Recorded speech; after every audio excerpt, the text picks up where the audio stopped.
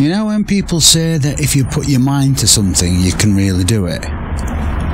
Well, apparently that's what I've done.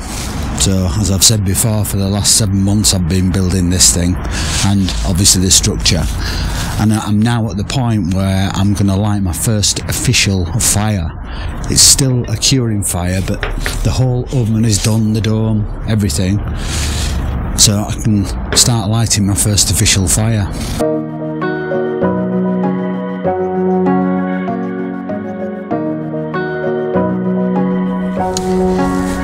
So we're now at day 5 of the curing fires. I've been doing it for the past 4 days, and the first 2 days small fires and slightly bigger fire, and then now I've got to this size fire, which is quite a decent fire. So I'll burn this for about 3 hours, keeping it at a similar sort of size, and then what I'm going to do today is I've got some that I've sort of cooked inside. And I'm going to put it in a pan when this has died down, close the oven and leave it all day.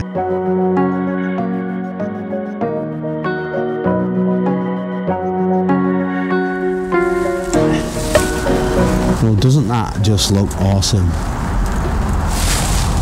It's taken me a while to get here, but it's well worth it. I could sit and stare at that for hours. But what I'll do is I'll leave that to burn for 3 hours, keep feeding it, and then I've semi-cooked something inside. So once this dies down, I'll put the ashes, the coals to one side. I'll close it with my oven door, and put this, what I've cooked, inside, and leave it all day and see what happens. It's just all about trial and error with food with me now. I can cook a little bit, but I've been watching a lot of other YouTube channels on how to cook things. But it's just about trial and error and knowing my heat and whereabouts in the oven it is and the best times. Just got to keep track of it for a while until I get used to how hot and when you can cook things.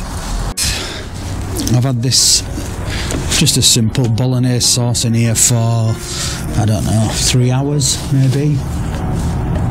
3 hours with the residual heat of my 5th curing fire. Let's see how it goes. It's bubbling away.